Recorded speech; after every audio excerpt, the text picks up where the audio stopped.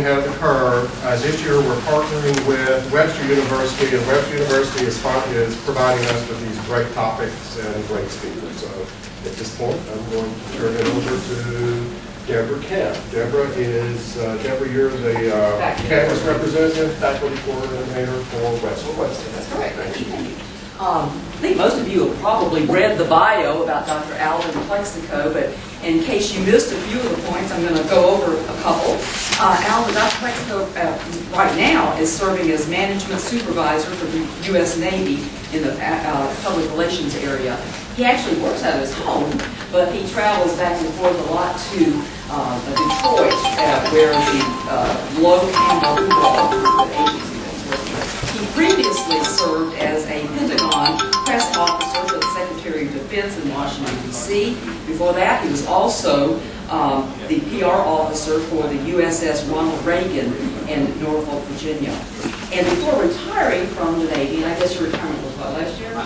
Before he retired, he was actually served at Millington as the Public Affairs Officer for the Navy Recruiting Command. Alvin has a PhD in organizational leadership. His master's degree is in communications. He's been teaching for us for about 4 or 5 years, I suppose.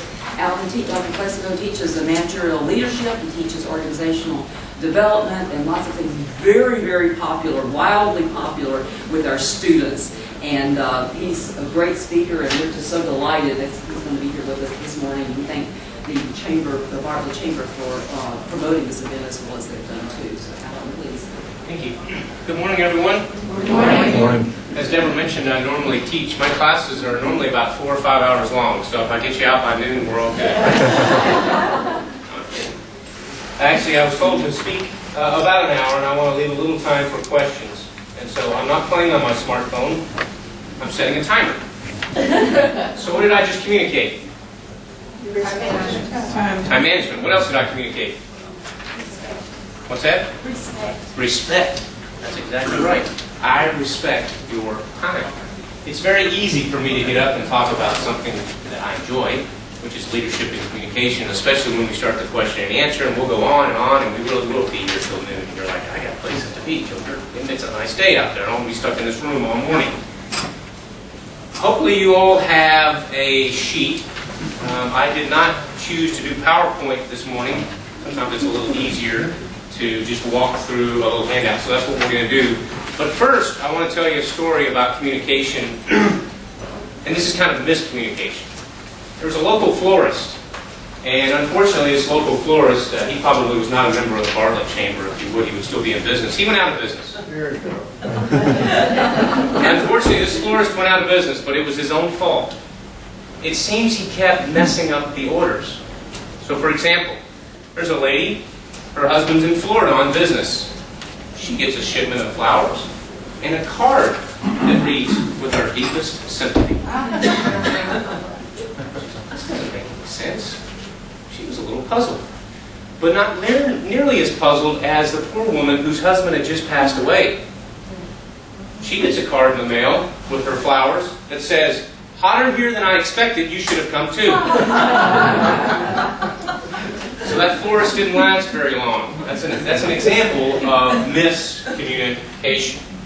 Okay, now if you've got your handout, go ahead and turn it over to this side if you would, please. A little bit of history about this front side. This is what we call a one-sheeter. I put together probably a decade ago, originally.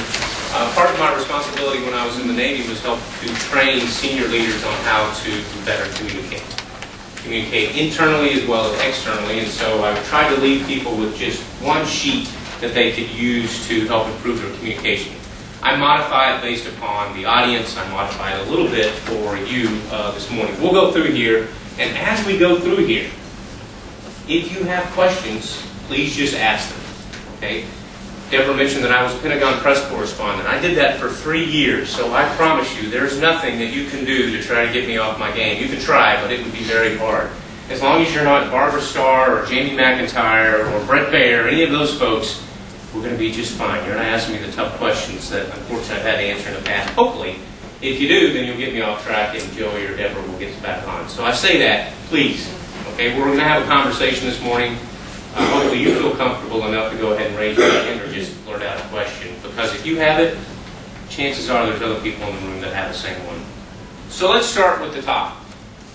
It's all about your audience. Now I would like to claim credit for that, but I can't. Started with a gentleman by the name of Socrates.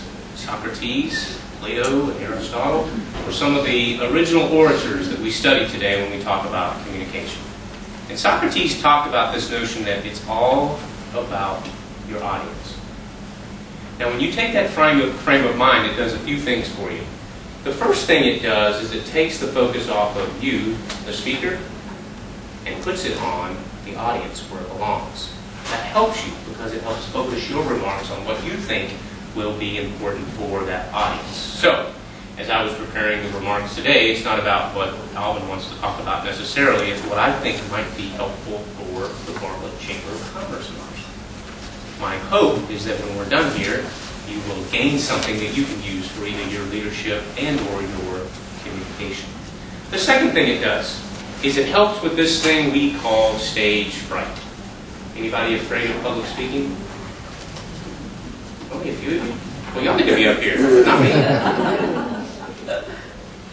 We all have a little stage fright, right? I've been doing this for a couple of decades. And every time I get up, I have this little... And let me tell you, that's a good thing. The first time I get up and I don't feel a little nervous, I'm going to be a little bit concerned. Because here's what happens physiologically. This is not a public speaking class, but I'll share some tips with you that might help you. What your body is saying when you get up in front of a group, whether it's 2 people or 2,000 people, is we need to prepare ourselves for battle. Fight or flight, right? Fight or flight. And what happens? What does your body do when it gets that fight or flight response? Any medical people? It sends you a little shot of adrenaline. It thinks it's doing you a favor. Uh-oh, Alvin's nervous. What's wrong? He needs a little shot of adrenaline. And what does that adrenaline do? Makes you even more nervous, right? Forget everything. Oh gosh! What did I get up here for? I hope that little florist joke doesn't fail because I'm in trouble if it does, because I don't have anything better, y'all. That's all I got. And so what do? You tend to get a little bit more nervous, and so now your body's like, uh-oh, he really needs to fight or flight. He needs to run faster or fight harder, so let me give him another shot of adrenaline. Then you get even more nervous, and you start this downward spiral. So how do you stop it? The first thing you want to do, breathe. A nice, deep, calm, cleansing breath. Now, I've never delivered a baby, but I've been there for 2. And I went through the Lamaze thing. And I remember the doctor talking to us about that nice, deep, cleansing breath.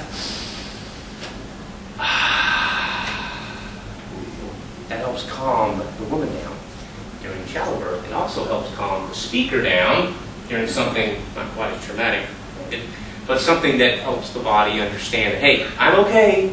I'm not really fighting, and I don't plan to flight anyway. I'm not running. I'm not fighting. Relax. You've given me enough adrenaline for now. I can get through this without you. Now, if I were to stumble over this chair or do something else silly, then my body's like, uh-oh, he's in trouble. Let's give him a little more adrenaline. We need to keep going. Okay? The second thing you want to do before you ever get into a public speaking context is prepare. The more prepared you are, the more your mind understands the information that you need to impart, which tells your body again, he's got this, he's prepared. And then finally, practice. Okay?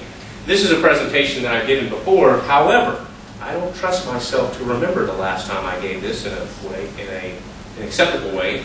And so the audience changes, so you want to make sure you practice for that as well. It's all about your audience. Part of that preparation is you ask yourself a few questions. The first is, who are they?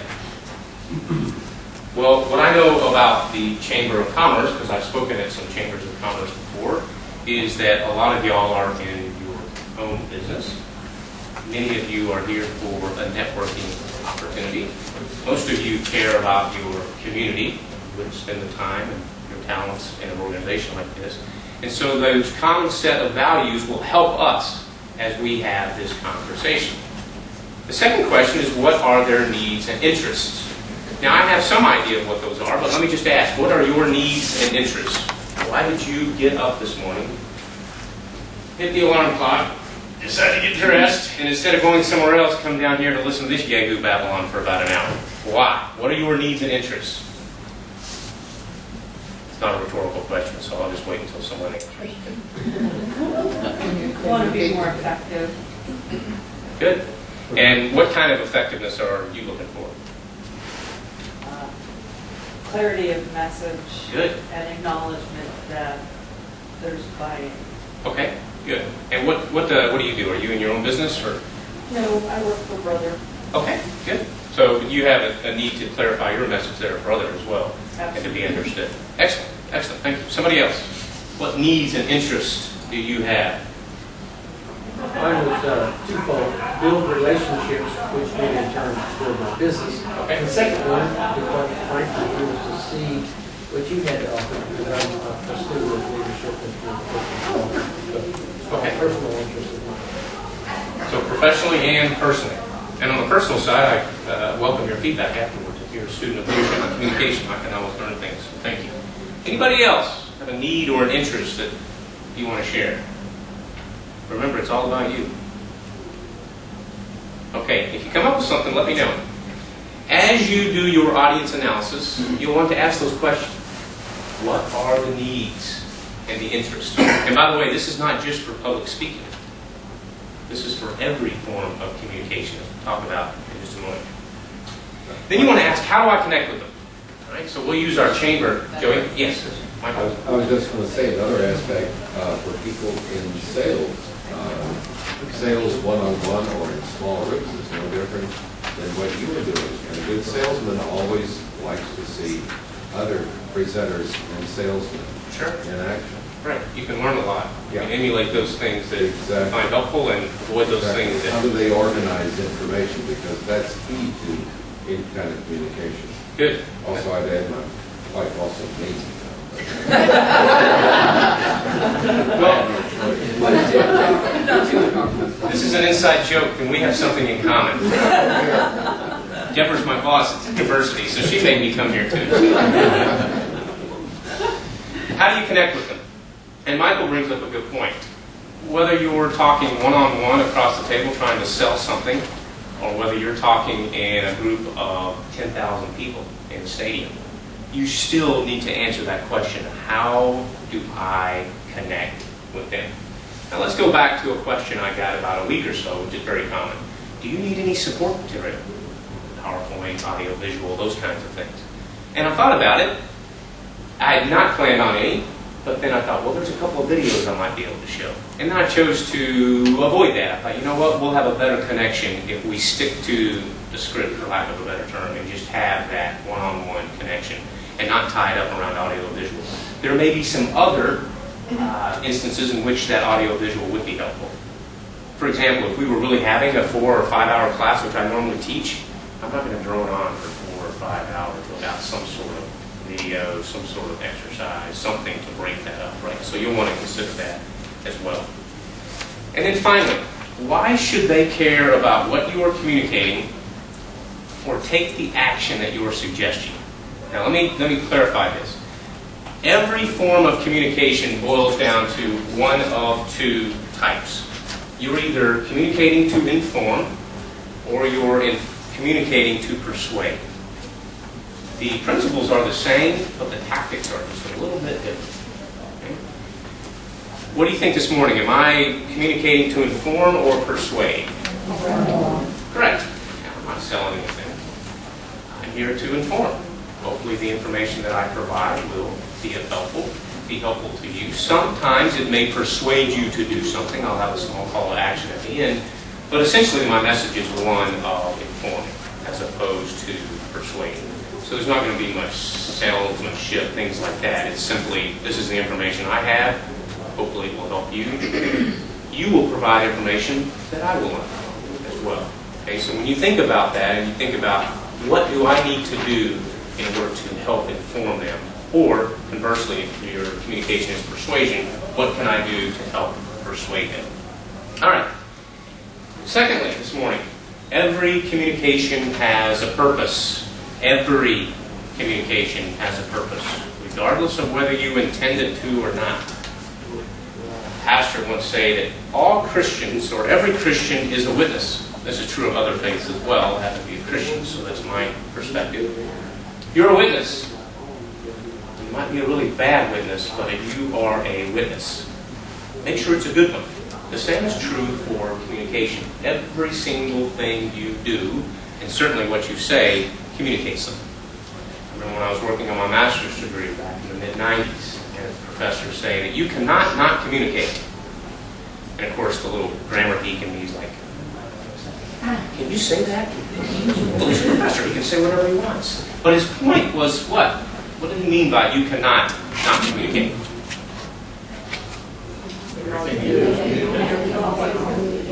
Right! You're communicating right now. Some of you are looking like you're kind of interested. Some of you are looking like, did that timer up there work on the TV? But you're communicating, whether you realize it or not. Whether you are in the active form of communication, you're the sender, or whether you're on the other side of that and you are the receiver, you're giving that feedback.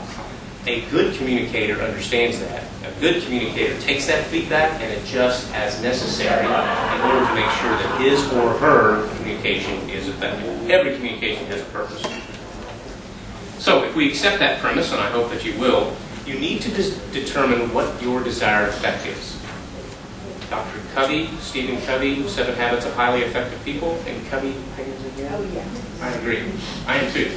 Remember, one of his 7 habits is begin with the end in mind. Now, he was talking about leadership. The same is true for communication. I used to say before you put pen to paper. Now it's kind of like before you put finger on keyboard or thumb on text or whatever your form of communication, before you do any of that, ask yourself a simple question. What is my desired effect? Now, for myself, what is it that I want the person on the other end of this communication to do, if it's persuasive, or to know, if it's informative? Start with that one subject line, and you will improve your communication immensely. How many times have you gotten an email, and you read the email, and you read the email again, and you're not quite sure what you're supposed to know or do? How does it make you feel? Lost? Frustrated. That's how I usually feel. What does this person want me to do?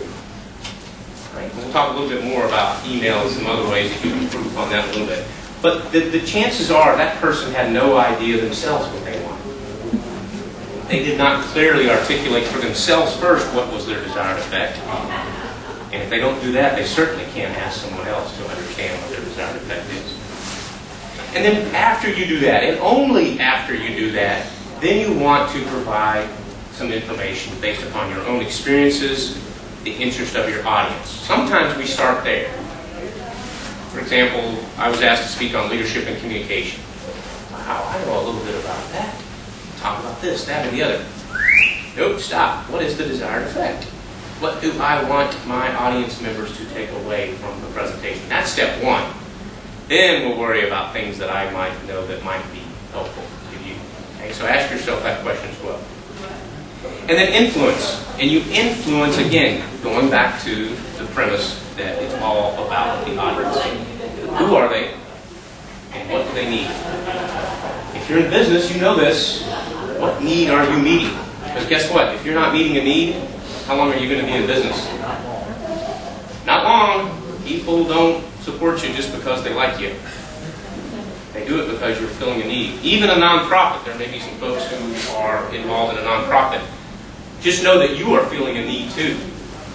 You're feeling a need not only those to whom you serve, but you're feeling a need for your donors. Right? I think all of us probably donate to someone or someone. Well, we do that because we have a need being met. Most of us not selfishly. We think it's a good thing to give to others. We've been blessed. We want to turn that blessing to someone else. But we're only going to do that if we feel like they're meeting a need. So the same is true whether it's for a profit or a non-profit. Community, church, what have you. Influence based on the needs of the audience. All right. Some secrets to success. Number 1, be clear. Tell me what you want up front. Don't beat around the bush and take all day to get there. Going back to my email example. Typically, if I don't know what you want from me in the first few sentences, unless it's really good writing and you've piqued my interest, I'm probably going to hit that little EEL key very quickly. I don't know about y'all, but I get about 200, sometimes 300 emails a day. And I'm not going to read very many of them. Right? So you better tell me very quickly what you want up front, or you will lose me. Some people are trying to give you a whole bunch of background information in order to sell you on whatever. Don't do that.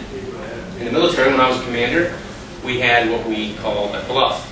Bottom line up front. The bluff. And as a commander, I wouldn't, most of the other commanders I knew, we wouldn't even read a message, a memo, whatever it was, without the bluff. You'd send it right back to whomever it was. Job lieutenant, and I'll go bring the bluff. What's the bluff? Give me the bluff. Bottom line up front. And it's usually 2 or 3 sentences. Okay? Very quickly tell me what the subject is, usually a problem that you want me to help solve, and then tell me, is this informative or decision?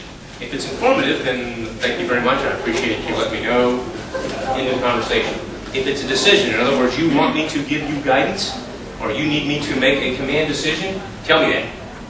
And I'll let you know what my decision is based upon, usually, the information you give me in those 2 or 3 sentences. Then you can spend as much time and talent and treasure all you want in the email itself, right? If I'm interested, I'll go into that background. But always start with that bluff. For an email, and I'll use email as an example because that's one of our primary forms of communication today, that subject line will help you. Write that subject line like a headline. Any newspaper people in here, writers, editors? Okay, so you'll appreciate this. What is the purpose of the headline? What does a headline do in an article? It grabs your attention. It makes you want to read it, right? Kind of dating myself here. We don't have these very often, but in the newspaper, you have what's called above the fold, right? And that big banner headline above the fold. What's the purpose of that banner headline above the fold? What does that do for a newspaper?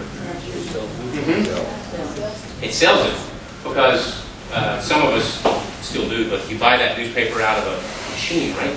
So as you're walking by, minding your own business, what's that? You back up, look at it and go, oh, dish around and get mine. Used to be a quarter. What are they now? Like 75 cents? $1.75? I don't know what they are. A lot more than we're usually willing to pay in today's information age.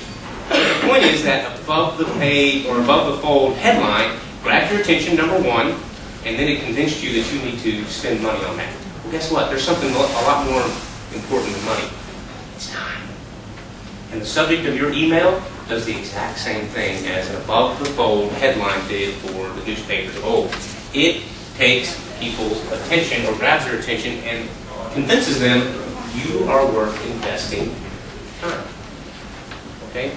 By the way, now, in the newspaper business, we don't necessarily worry about above the fold because where do most people get their news now? Online, right? So now, instead of above the fold, we're looking for things that are above the scroll. Okay? So before you scroll down the page, those are the most important things that you want. The same thing is true of an email. Regardless of what device you're reading it on, you want that most important information up front in the reverse pyramid. All right, so be clear, be up front. Use that bluff, bottom line up front. Secondly, be concise. Ronald Reagan used to say that his mantra as a public speaker was to be brief, be sincere, and be seated. I modified that a little bit. Be brief, be sincere, and then be quiet. You want to try to narrow down your message into as small of time as possible. Okay? And then you want to be sincere. Make sure that the information that you provide in that message is valuable to the listener, to the reader, to the viewer. What information can you impart that has value? And do it in a sincere way. And then be quiet. Anybody ever been to a public presentation? And great introduction, the message is pretty good, but then it kind of goes on. Retirements in the military, they're notorious for this. I just want to get up and leave when I hear the retirement person get up and go, well, I wrote a speech, but I'm not going to use it today. Uh-oh, we're in trouble. We're going to be here a while. Y'all probably have the same thing, maybe your farewells or whatever, if you don't have a military background. The problem with that is the person doesn't know how to end. They haven't thought about their conclusion. How am I going to end this doggone thing? Right? They haven't thought about, I need to be brief, okay? I need to be sincere, I need to be quiet. It's okay to end. Figure out how you're going to end this, whether it's your email, interpersonal conversation, a public speech, a news article, whatever your communication is, think about how you're going to end. The next most important thing to a good introduction is a good conclusion. Everything in the middle kind of takes care of itself. That's the reason why you opened up the email in the first place, or agreed to give a public speech, or sitting down with this person having coffee. That all kind of takes care of itself. What you should focus on is less about those details, and more about how am I going to start it and how am I going to finish it. If you're doing a sale, how am I going to end that sale? What do I consider success? It may not be the sale today, it may be a relationship that results in a sale next week or next month or next year, depending upon your timeline. And then finally, caring. Right? You have to care.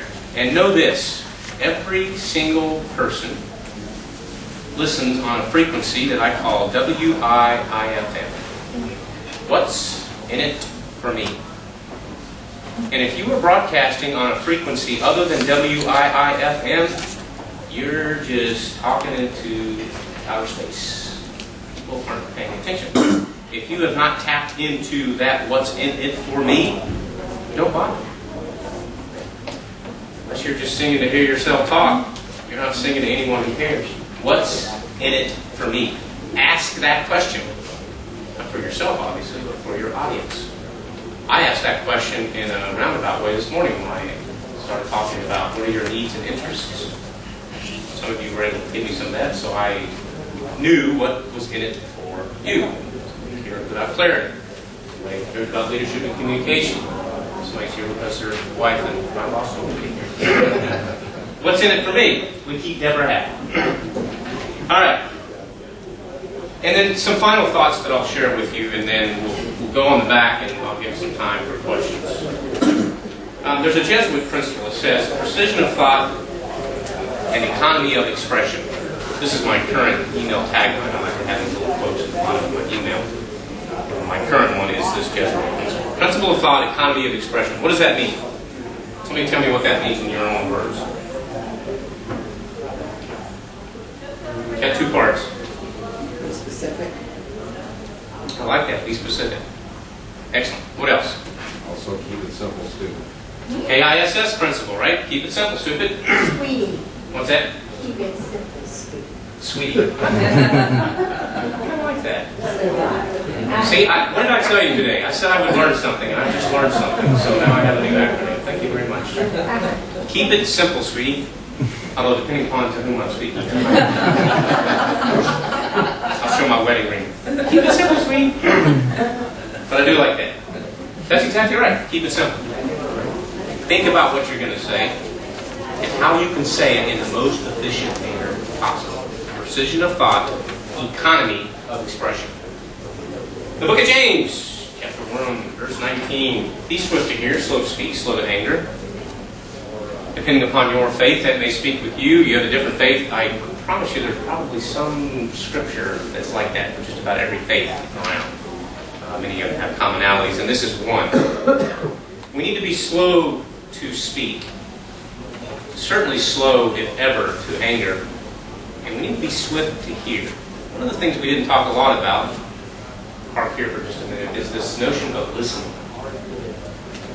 Even when you are the speaker, you should be listening for feedback. Okay? If you happen to be the receiver, you should certainly be listening. And not listening for what we normally listen for, which is what? What do we normally do when somebody's talking with us? Put yourself in an interpersonal, dyadic, face-to-face, one-on-one conversation. What are we doing while the other person's talking? About our next one. What are we doing? Thinking about our next one. That's right, which is wrong. That's not what we're supposed to do, but we all do it. Like, what am I going to say? Well, if you're thinking about what are you going to say, what are you not paying attention to? You're not listening at all. Okay? So we're going to try a little exercise. Any mathematicians in the room? Okay, good. You're going to have to recuse yourself. However, I will, if there's another group, if you've heard this exercise before, I would also ask you to just hang on so everybody can get the benefit of the exercise. Right. If driving a bus, there are 10 people on this bus. At the first stop, 2 people get off and 4 people get on. With me so far? The second stop, 3 people get off and 1 person gets on. At the third stop, 1 person gets off but nobody gets on. My question, how old is the bus driver?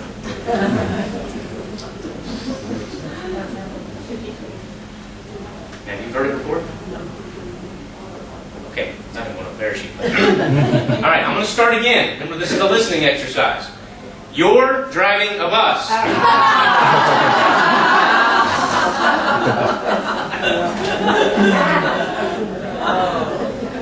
I tricked you a little bit with the mathematician, right? I saw some of you do what I did. The very first time I heard this, I'm like, oh, I'm a math guy. I used to be an engineer, so I'm like, I'm ready for the challenge. And I'm like, counting down. I got this. And then I was like, you know, he's going to trick me. I'm going to forget that there's the driver, so it's really +1, so I got this. And he's like, how old's the driver? I have no idea how old the driver is. Listen, okay? The other thing you want to think about in terms of listening, keep in mind that the average speaker speaks at a rate somewhere between about 140, maybe 160 or 180 words a minute. Now, we're from the South, most of us, so we speak a little bit slower. That's a good thing. But when you get nervous, you may talk a little bit faster, or if you've got a lot to say, you may talk a little bit faster. Things like that. But for argument's sake, to keep a nice even number, or a round number rather, we'll say most people talk about 150 words a minute. My wife, she is a sign language interpreter for the deaf and hard of hearing. She also does what's called CART, which is like closed captioning that you see on TV. Well, she does that for the deaf and hard of hearing. So she appreciates nice, slow talkers. She worked at the University of Memphis. And there are many professors who have that nice, long drawl, and she loves them because she can just keep going on. And then there are other professors who keep on a roll. And when they're on a roll, you're going about 190 words a minute. She has trouble keeping up. For our discussion today, we're going to say it's about 150 words a minute. Anybody want to guess how fast your brain processes information? How many words a minute? What's that? About half that. No, it's the other direction. Your brain works for... It's about 3 times that. Okay, about 450, sometimes 500 words a minute. Well, that presents a problem then, doesn't it? Because if this joker's talking at 150 words a minute, and for argument's sake, let's say you're processing at about 450 words a minute, well, what happens with all that extra time? What's that? You get bored. I'm boring you? You think about other things. You think about other things. Your mind starts to wander. Some of you may have had breakfast before. Some of you may have not. Some of you have work to do. Some of you have a business proposal you're thinking of. Some of you have other things that you're doing in your own mind other than paying attention to the message. So what are some of the ways? But you don't want to do that, right? You don't want to be bored or rude or disrespectful or just waste your time. What are some of the ways that we can help fill that void in a productive way to be more of an active listener? Make notes. Notes, that's my favorite one. Ding, ding. I'm a huge note taker. Guess how often I actually refer back to my notes for any meeting that I'm in? Almost never. Now, once in a blue moon, I have a little tablet I didn't bring with me today. I started typing my notes on this tablet. And that's very helpful, actually, because there have been times where I can refer back to it. So we'll be in some meeting. We were in a Pentagon meeting about 2 months ago. And somebody said, oh, Admiral Kirby didn't like this commercial. And I'm thinking to myself, this is July. We were there in September. And go back July of the year before. So you're talking about over a year ago. And I'm like, oh, I'm not sure that's what he said in that meeting. Well, I had the notes, pulled up my notes, and I go, nope, here's what I quoted Admiral Kirby as saying. Well, normally I wouldn't be able to do that, right? The tablet helped me do that. But the point is, that happens about once a year. Right? But the main reason I like to take notes is it helps keep my mind focused. It fills up those other 300 plus words a minute with something that is focused on the message. Okay? That's number one. What's the other thing you can do? Copy else. Yeah. Absolutely. Ask questions. Ask questions. Even if those questions are in your mind first, and then when you get to an appropriate point, you actually ask those questions. Excellent. And then the other one that's very close to that is you try to paraphrase what the speaker says. What is it they're trying to say? Okay, that'll help. So take away those three things in terms of active listening. All right. John Maxwell wrote a book called Everyone Communicates, Few Connect. Has anyone read it? It's a good book. I recommend it. It's been out for probably 10 years or so. Everyone communicates, but few connect. Remember what I talked about before in terms of you are always communicating.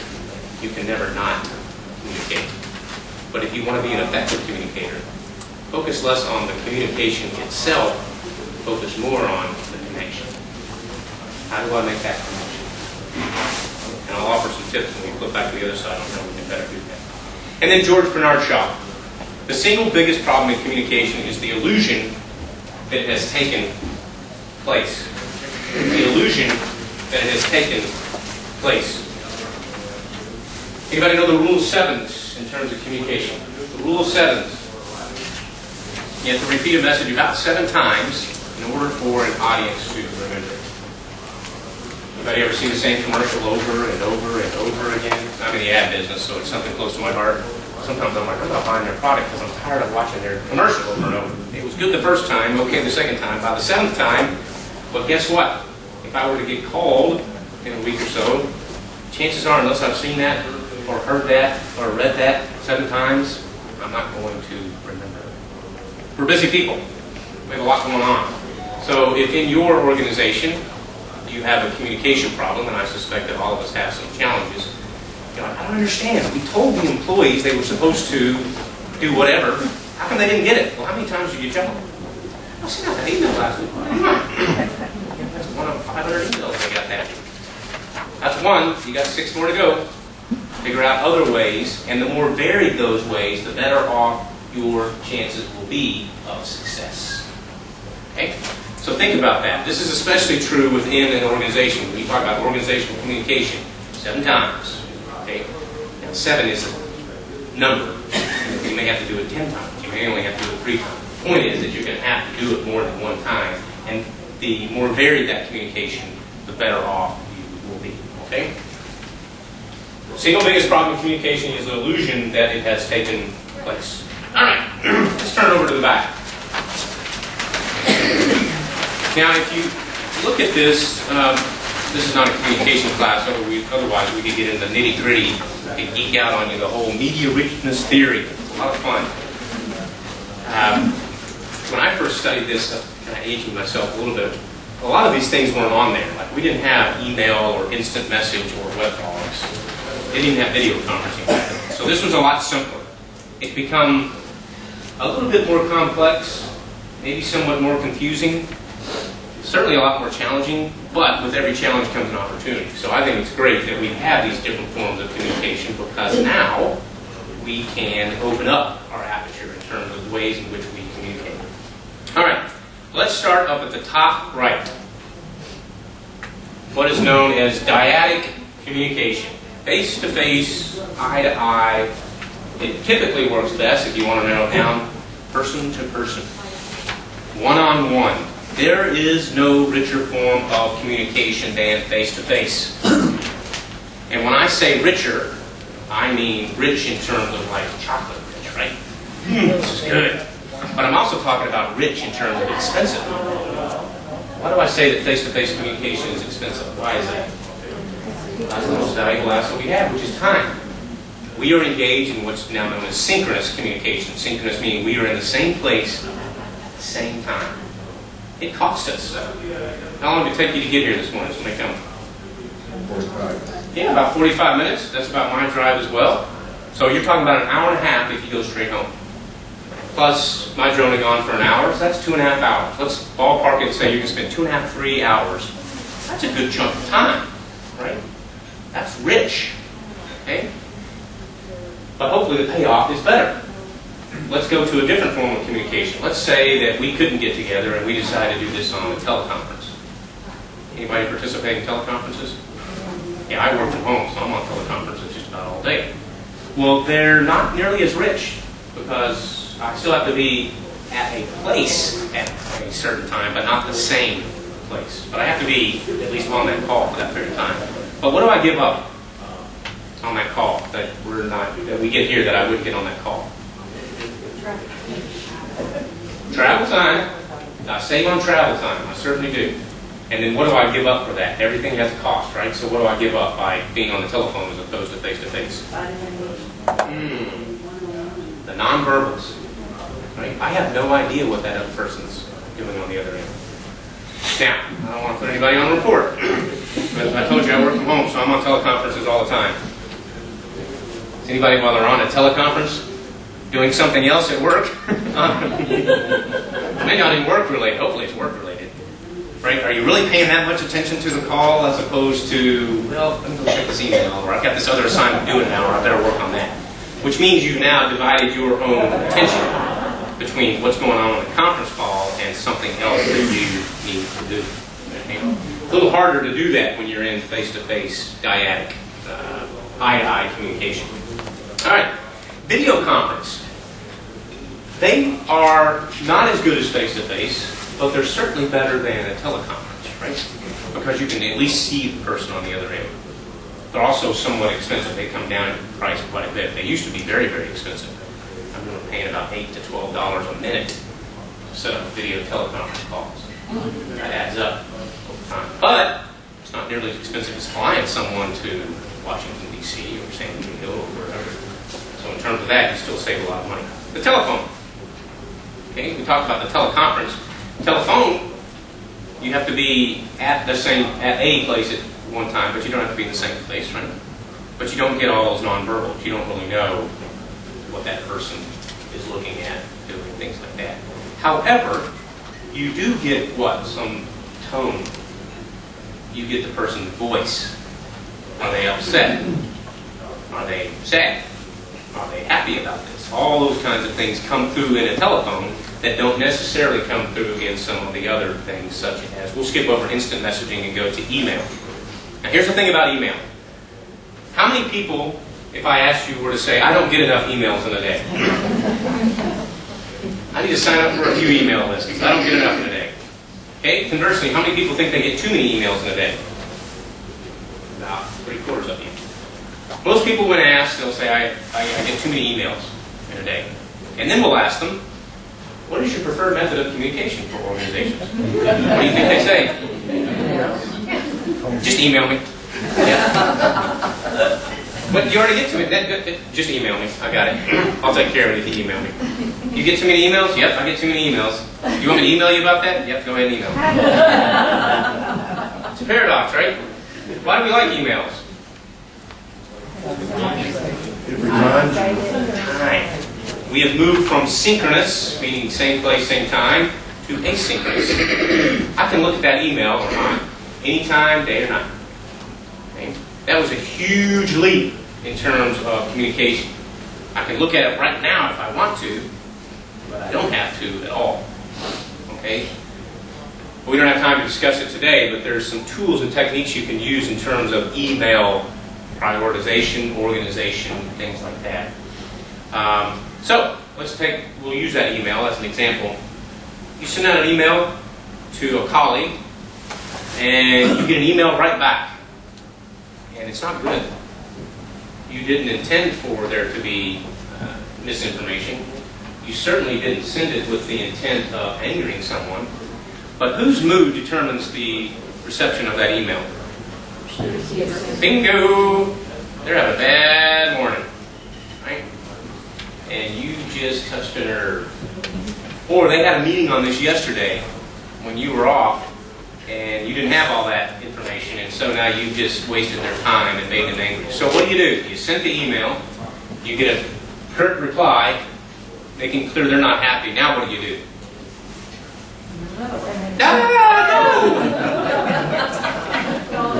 The worst thing you can do, I'm actually glad you said that because I was going to say it if you didn't. You normally go, oh yeah? Well, guess what? It is clear that you have not paid enough time in richness for that communication. So what do? You need to pay more. Go up the scale, not down.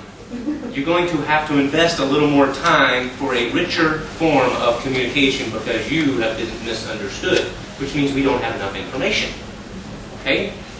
If you work in the same place, typically what I would do, I wouldn't even call. I would get up. How are we doing? You okay?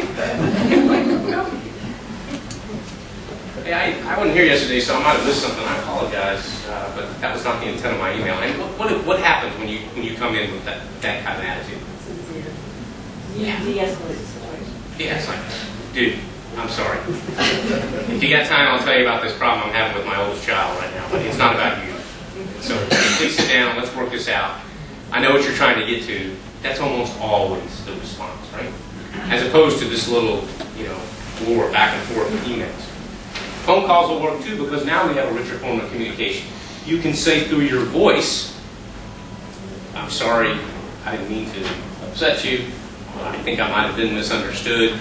I accept responsibility for whatever confusion I might have caused. How can we make this right? Okay. Now we'll move down a little bit. Any questions on the email? Or in terms of how that richness of communication works? If you are being misunderstood, you're not investing enough time, enough of yourself in order to pay for effective communication. All right. Let's talk about weblogs. Sort of as blogs. Anybody have their own blog? Nobody? Oh. You do. Good. May I ask what your blog, the focus of it is? Well, two, discovery, paper, and divorce. Okay. So to the divorce, probably not leading to discovering your future. Okay. Because you've got to have a future to know what happens to you. True. And our future changes from moment to moment and day Good. to day. Okay, good. So she has clearly decided that there's a need to be met. Obviously, divorce. I mean, 1/2 of all marriages end in divorce, so there's certainly a big audience for that. And then discover your future, as you indicated, regardless of what happens, divorce or 26 years of marriage, like me, thankfully, you have a future, right? And you get to determine what that future is in large part. Okay, good. Thank you for sharing that. I encourage you to look at a blog if you are in any kind of organization that wants to help improve their communication. Even for yourself, just as a way to express an interest in matters that other people might be interested in. Mine is the Leadership and Communication blog. As I see things, I share them. Your organization may find those things helpful as well. There are other ways to communicate besides a blog, but it's kind of a platform upon which you can build other messages. Okay, so think about that. The same is true of your website. Now I'll ask you again, how many folks have a website within their organization? Okay, a lot of people thought when social media came around that it was going to be the end of the web. Go back about maybe 6 or 7 years ago, and you read some articles. The web is dead. No, it's not. And your website can't be either, because it is the platform. It is the place that people can go for authoritative information about you or your organization. Okay? So regardless of what you share in terms of social media, whether it's Twitter, how many folks are on Twitter? A few, right? Which is a microblog, by the way. How about LinkedIn? Good. Yeah, I would expect that this group, just about everyone should be on LinkedIn. Facebook? And most people do. Okay. Regardless of what social media platform, is there a social media platform I didn't mention that folks are on? Pinterest? There's some folks on Pinterest. Instagram, yeah, my daughters are both on there. They're college age, so they're all Instagram. Whereas my college says Instagram. Put the T in there.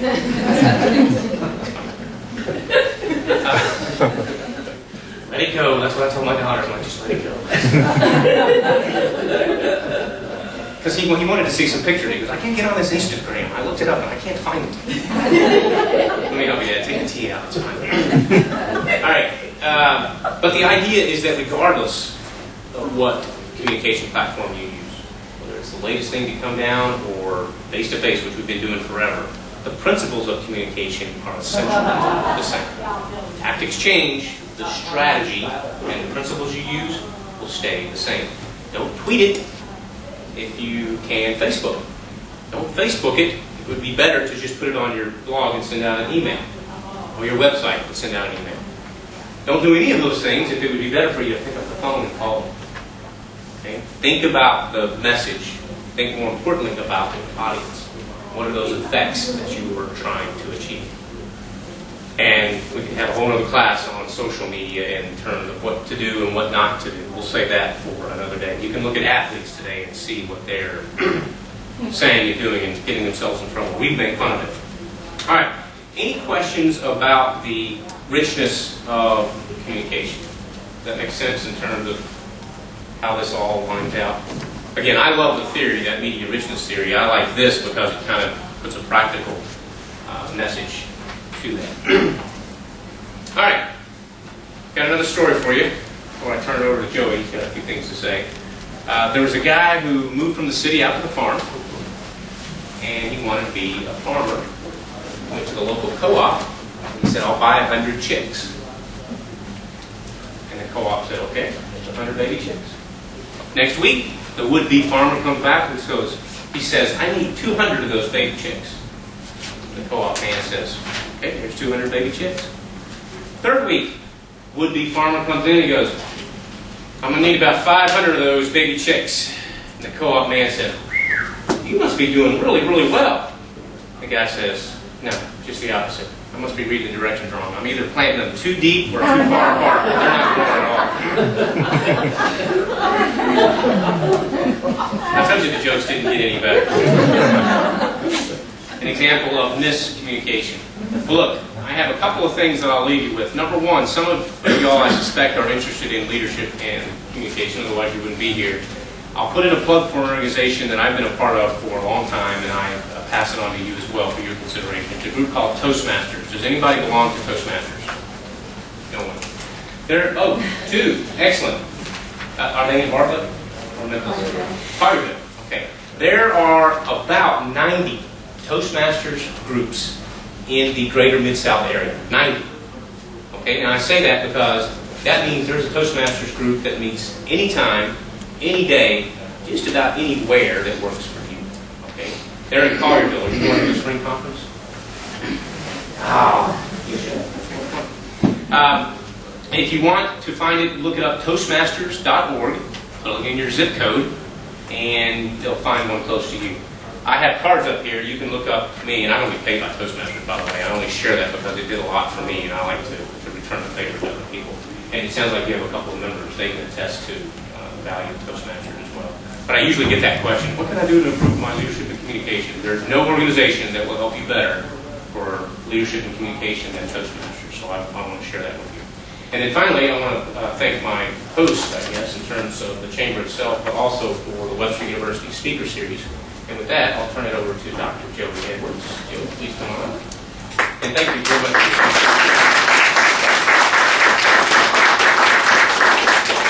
Thank you so much for coming this morning. I just want to give Webster a quick plug. You may or may not be familiar with Webster University. Webster University is celebrating its 100th year this year. The main campus is in St. Louis. Webster has been out on the Navy base in Millington for about 13 years now. And we offer 4 master's degrees in business. We offer the MBA. We offer the management in information technology. And we offer the master's of management in management and leadership.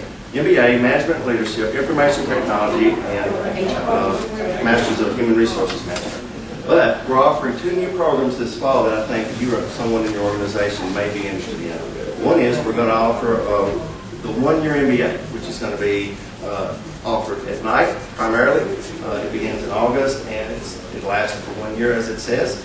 And it's a brand new program that we're going to be offering, and you may or may not be interested in it. But if you are, let me know. But the second one, I think you might be interested. It's a graduate level certificate in project management. Now, almost all of us work on projects, and it's a graduate level certificate in project management. It includes 4 classes. 3 of those classes are project management classes that are primarily offered online. But the 4th class is a graduate level class in management and leadership that Dr. Plexico teaches. So I wanted to share that with you. If you are interested in either of those programs or any of the programs that we offer at Webster, we would be glad to talk to you more about it. We're members of the Bartlett Chamber. You can connect with us through the Bartlett Chamber. And we're very excited to be able to sponsor this speaker series. And thank you so much for coming. And they'll be at the expo also.